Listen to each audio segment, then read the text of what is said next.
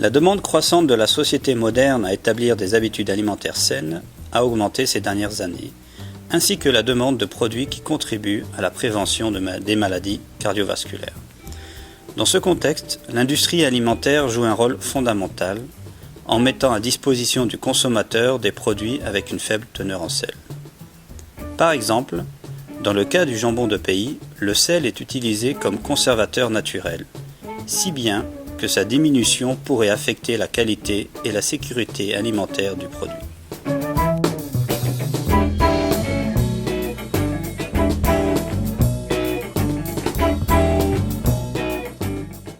Un processus d'élaboration industrielle standard du jambon de pays commence par un massage des pièces pour enlever toute trace de sang dans les vaisseaux sanguins.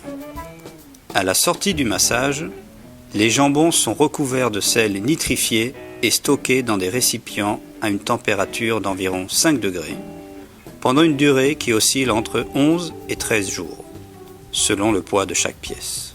C'est l'étape appelée salage, durant laquelle le sel absorbé agit comme agent de conservation et permettra le développement de la texture caractéristique du produit.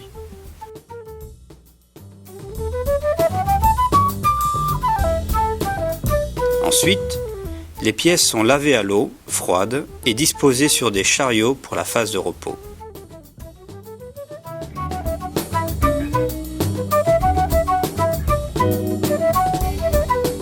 Cette étape dure entre 45 et 90 jours, au cours desquels le sel peut pénétrer vers l'intérieur des pièces et stabiliser le produit. Passé ce délai, les pièces sont transférées dans les chambres de saumurage où, progressivement, la température monte et l'humidité relative diminue, pour favoriser le séchage et le développement de l'arôme et de la saveur typique du jambon. Le rôle technologique du sel est donc essentiel pour obtenir un produit de qualité. Peut-on néanmoins en diminuer sa teneur ? Une réduction excessive de la teneur en sel des jambons de pays peut nuire à la sécurité microbiologique du produit, ainsi qu'à sa qualité sensorielle en entraînant des défauts de texture molle et une augmentation du voile blanc, qui provoque le rejet chez les consommateurs. Comme les jambons frais peuvent avoir des caractéristiques très variables, comme par exemple différents niveaux de graisse, le pH, la capacité de rétention d'eau, le poids, et tous ces paramètres influent beaucoup sur l'absorption de sel. Les jambons produits peuvent avoir des teneurs en sel très différentes. Actuellement, pour éviter qu'ils aient une teneur en sel insuffisante, les jambons sont élaborés avec une teneur en sel excessive. Ce problème pourrait être évité en faisant un salage individualisé pour chaque jambon, en fonction de ses caractéristiques ou des teneurs en sel absorbées à un moment donné du processus. Dans un premier temps, on obtiendrait des lots de jambon plus homogènes et ensuite réduits en sel.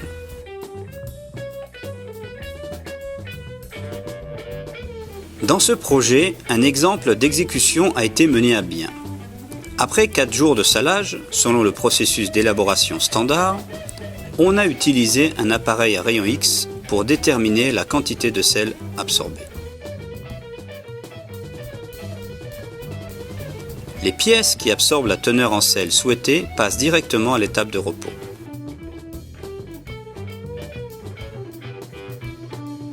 Les autres, en revanche, sont à nouveau salées avec une quantité donnée de sel pour que chacune d'elles atteigne la valeur fixée.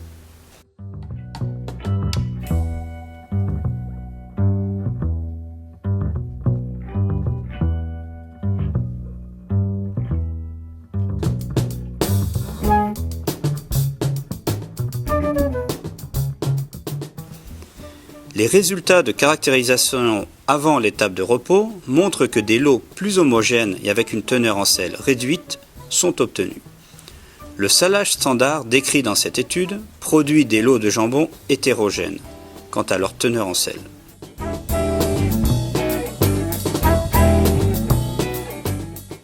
Alors que le salage réduit produit des lots avec moins de dispersion,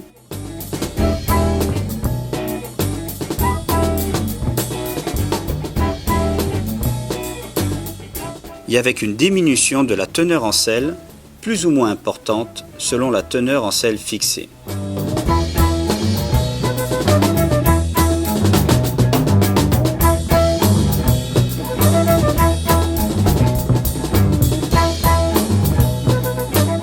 De 15 et de 25% par rapport au procédé standard dans ce cas.